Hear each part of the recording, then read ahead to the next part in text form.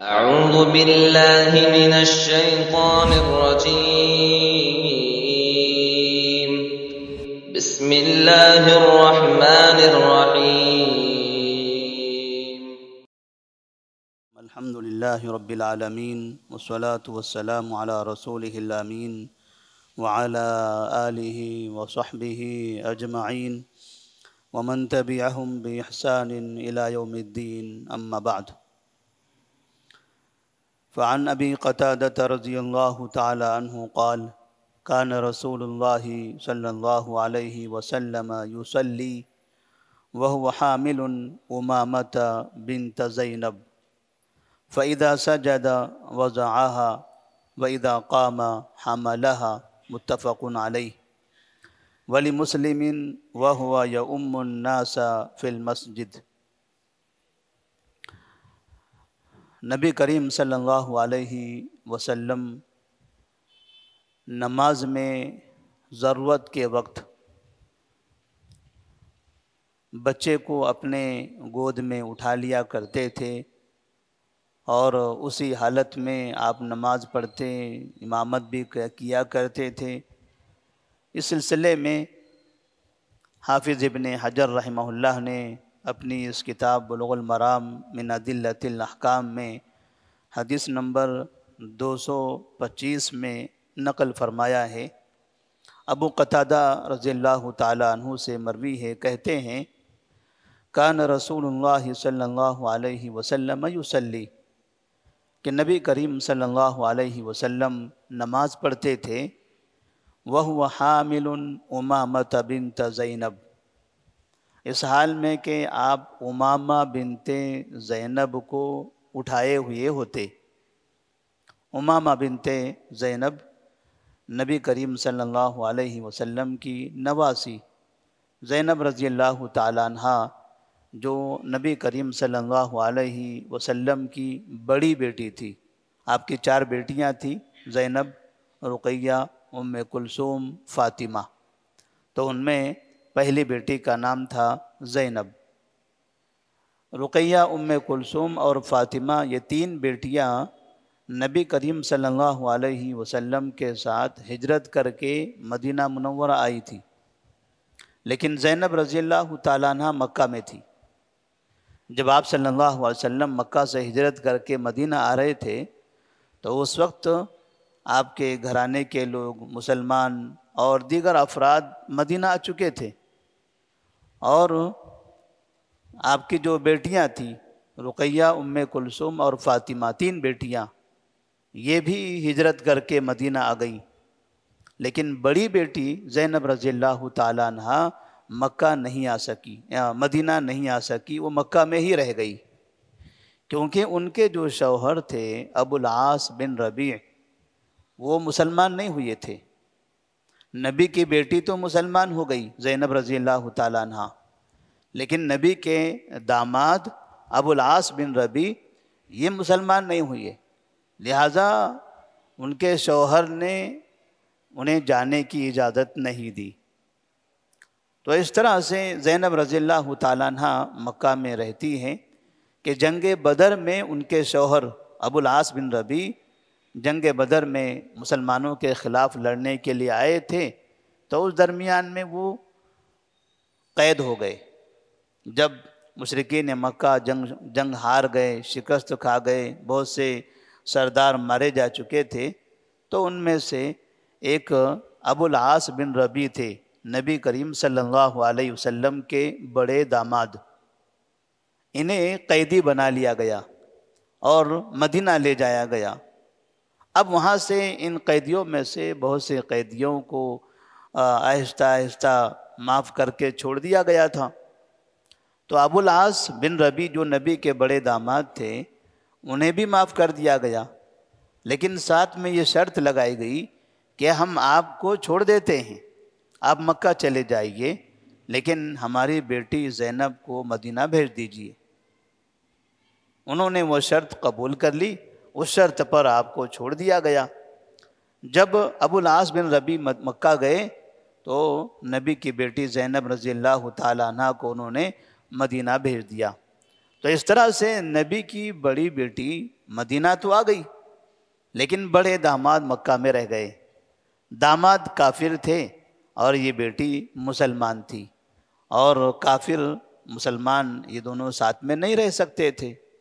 لیکن بعد میں ابو العاص رضی اللہ تعالیٰ عنہ مسلمان ہو گئے، بعد میں وہ مسلمان ہو گئے۔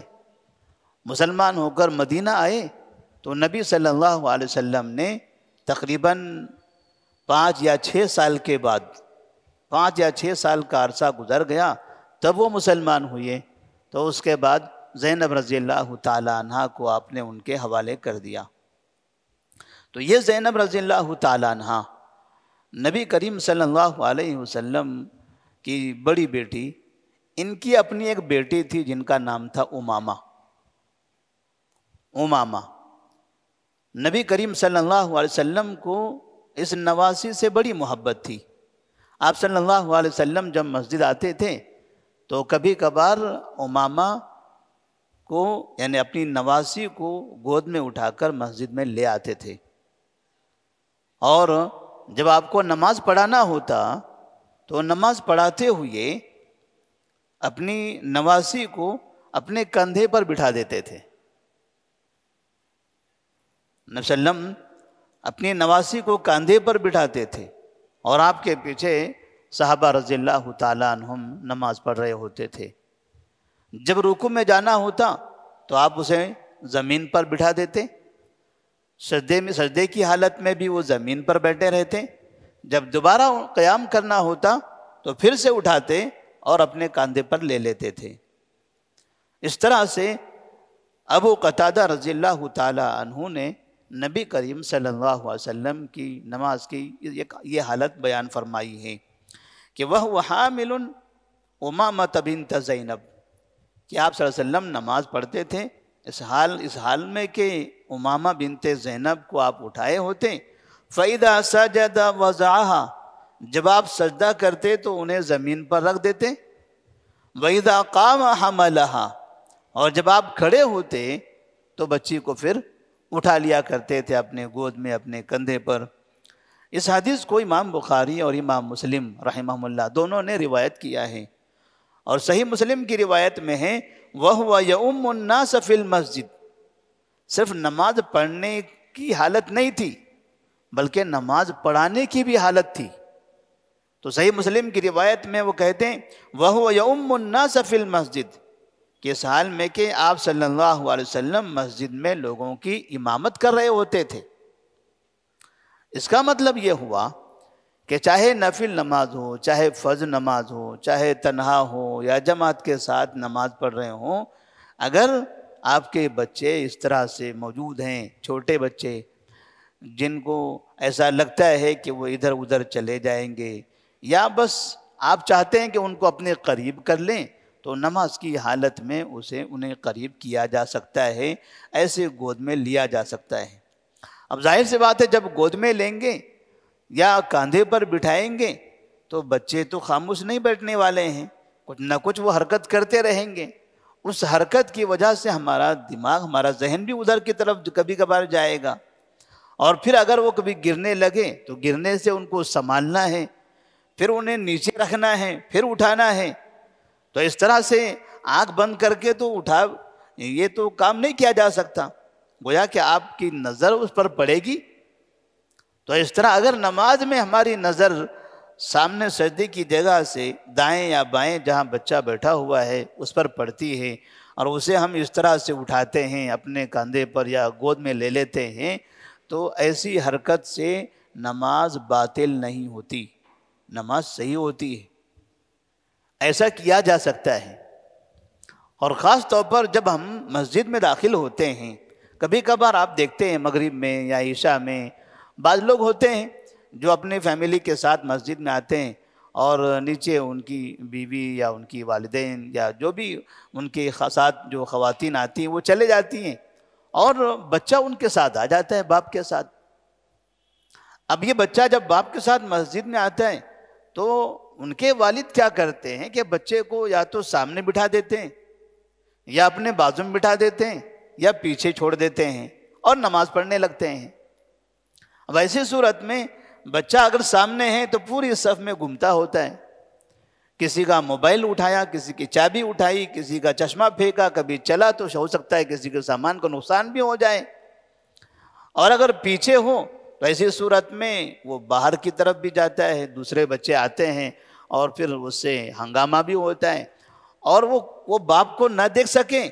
پہلی صف میں اس کا باپ تھا، دوسری صف بھر گئی، اب بچہ دوسری صف کے پیچھے کھڑا ہوا ہے، دیکھ رہا ہے صف میں تو اس کا باپ کھڑا ہوا نہیں ہے، وہ تو آگے چلا گیا، اب اسے باپ نہیں دکھائی دیتا، وہ رونا شروع کر دیتا ہے۔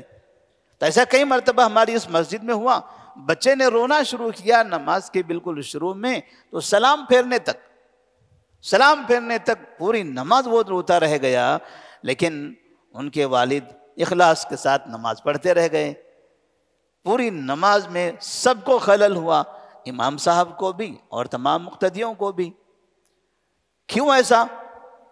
انہوں نے یہ سمجھا کہ ایک تو بچے کو گود میں لینا نماز کی حالت میں درست نہیں ہے، اس لیے انہوں نے پہلے وہ کام نہیں کیا، اور پھر انہوں نے یہ سمجھا کہ اگر بچہ اس طرح سے رونے لگے، ادھر ادھر بھاگنے لگے، تو میں تو نماز پڑھ رہا ہوں، وہ چاہے جدھر چلا جائے، چاہے جتنا روئے، مجھے تو اسے اٹھانا نہیں ہے۔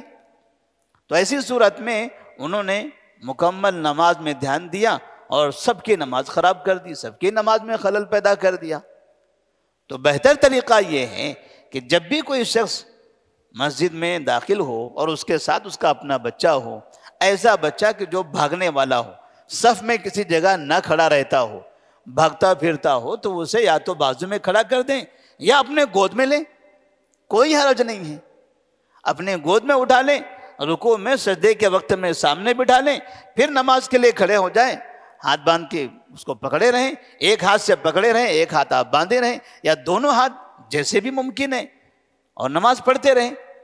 تو اس سے آپ کی اپنی نماز میں تھوڑا سا ہو سکتا ہے کہ بچے کے گود میں آنے سے کچھ پریشانی ہو، لیکن بقیہ تمام لوگوں کی نماز میں تو کوئی خلل نہیں ہوگا، اور بچہ بھی آپ کا محفوظ ہوگا۔ اور پھر ایسا کرنا تو نبی کی سنت بھی ہے، نبی صلی اللہ علیہ وسلم نے تو ایسا کیا ہے۔ امامہ بنت زینب رضی اللہ تعالیٰ عنہ کو باقاعدہ بچی کو آپ نے گود میں لیا اور نماز پڑھائی، امامت کیا، پیچھے نہیں، امامت آپ نے کیا ہے۔ اگر ہمارے پاس کوئی امام اس طرح سے کر دیں تو مجھے نہیں لگتا ہے کہ مقتدی ہمارے برداشت کریں گے۔ امام صاحب ہیں، کیا بات ہے، بچے لے کے مسجد میں آ جا رہے ہیں، امام کو کچھ کام نہیں ہے، بچوں کو لے کے مسجد میں آ جاتے ہیں۔ سید المرسلین صلی اللہ علیہ وسلم، بیٹا نہیں بیٹی ہے، زینب بچی ہیں، ہمارے پاس تو بچیوں کو لانا یہ لوگ گوارا نہیں کرتے، چھوٹی بچیاں ہوں تو آر محسوس کرتے ہیں بیٹیوں کو لے کر پھرنا، بیٹوں کو لے کر پھرتے ہیں فخر سے، بیٹیوں کو گود میں لے کر جانا نہ دادا کو اچھا لگتا ہے، نہ نانا کو، نہ باپ کو۔ بیٹا اگر ہے تو سب فخر سے لے کے بار بار سب کے نگاہوں کے سامنے جاتے رہتے، دیکھو یہ میرا بیٹا ہے، یہ میرا بیٹا ہے۔ نبی کریم صلی اللہ علیہ وسلم امامہ کو مسجد میں لے کر آئے، ابوبکر صدیق ہیں، عمر ہیں، عثمان ہیں، علی ہیں، دیگر عشرہ مبشرہ اور کئی صحابہ موجود ہیں، سب کے سامنے آپ کھڑے ہیں۔ تو ایک بات یہ بھی معلوم ہوتی ہے کہ بچوں کو مسجد میں لانا جائز ہے۔ جن مساجد میں یہ لکھا جاتا ہے کہ مسجد میں بچوں کو لانا منع ہے، تو وہ مسجد کے ذمہ داران کو اسلامی تعلیمات سکھانے کی ضرورت ہے، ایسے مسجد کے ذمہ دار تو نہیں ہوتے۔ کئی جگہوں پر اگر بچے مسجد میں آ گئے تو ذمہ داران بھڑکنے لگتے ہیں اور باقاعدہ بچوں کو مار مار کے بھگایا جاتا ہے۔ خاص طور پر جمعہ کی نمازوں میں ہم نے کئی جگہوں پر دیکھا، بچوں کو مار کے پیچھے بھگاتے ہیں، روڑوں پہ کھڑا کر دیتے ہیں کہ جاؤ بچوں بھاگو یہاں سے، اور بچے روڑوں پہ آتے ہیں، جو شور مچاتے ہیں ایسا لگتا ہے کوئی بازار لگا ہو، اور یہ بڑے اخلاص کے سکون کے ساتھ نماز پڑھتے ہیں۔ جبکہ بچے ہیں تو باپ اپنے بازو میں کھڑا کرے، بچہ آپ کے بازو میں کھڑا رہے گا، پورا ماحول سناٹا رہے گا، وہ سناٹے میں بھلا یہ کیوں چلائے گا؟ جہاں چلانے والے ملیں گے وہاں چلائے گا، یہاں سب تو خاموش بیٹھے ہوئے ہیں، سب قرآن سن رہے ہیں، تو بچے کی یہاں ہمت نہیں ہوگی۔ بچہ ادب سیکھے گا، اخلاق سیکھے گا کہ بڑوں کے ساتھ کیسے رہا جاتا ہے، مسجد میں کیسے بیٹھنا چاہیے، کیسے نماز پڑھنا چاہیے، اسے یہ ادب آئے گا۔ ورنہ بچے تو یہی سمجھتے ہیں مسجد جانا ہے، کھیلنا ہے، کودنا ہے بس۔ کیوں کہ ہم نے کھیلنے کودنے کے لیے پیچھے میدان بنایا ہوا ہوتا ہے۔ تو نبی کریم صلی اللہ علیہ وسلم نے باقاعدہ اس طرح سے نماز پڑھ کے دکھایا، نماز پڑھا کے بھی دکھایا، امامت کر کے دکھایا۔ اور دوسری بات یہ بھی ثابت ہوتی ہے کہ آپ صلی اللہ علیہ وسلم کو بچوں سے بڑی محبت تھی۔ آپ کے بیٹے تو نہیں تھے، بیٹے بچپن میں چھوٹے رہتے تھے، انتقال کر جاتے تھے، بیٹیاں تھیں آپ کی بڑی ہوئی، نواسیاں بھی آپ کی بڑی ہوتی چلے گئی، تو آپ نے بیٹیوں سے محبت کی، بیٹوں سے بھی آپ کو محبت تھی، نواسوں سے بھی آپ کو محبت تھی، حسن حسین جو نواسے تھے ان سے بھی آپ کو محبت تھی۔ تو آپ صلی اللہ علیہ وسلم نے بچوں سے محبت بھی سکھائی ہے۔ ایسا نہ ہو کہ آپ نماز پڑھ رہے ہوں اور بچہ آ گیا تو آپ نے دھکا مار دیا، یا پھر اس کی طرف توجہ نہیں دی اور نماز پڑھنے کے بعد پھر اس کو پکڑا، ڈنڈوں سے پیٹنا شروع کر دیا۔ میں نماز پڑھ رہا تھا تم میرے سامنے آ گئے، یا ان کی ماں کو پیٹنا شروع کر دیا، بچوں کو سنبھالا نہیں، میں نماز پڑھ رہا تھا میرے سامنے بچہ آ گیا۔ نبی نے کبھی بھی ایسا نہیں کیا۔ عبادت کرتے ہوئے بھی اگر بچہ آپ کے سامنے آتا ہے تو آپ اس کو محبت سے اپنے نزدیک کریں، بازو میں کھڑا کریں یا گود میں لے لیں۔ تو اس طرح سے عبادت بھی ہوگی، بچے سے محبت بھی ہوگی، بچے کو انسیت بھی ہوگی، اور اس طرح سے بچہ ادب بھی سیکھے گا۔ تو اللہ تبارک و تعالیٰ سے دعا ہے کہ اللہ تبارک و تعالیٰ ہم تمام کو نبی صلی اللہ علیہ وسلم کی ان باتوں پر عمل کرنے کی توفیق عطا فرمائے۔ السلام علیکم ورحمۃ اللہ وبرکاتہ۔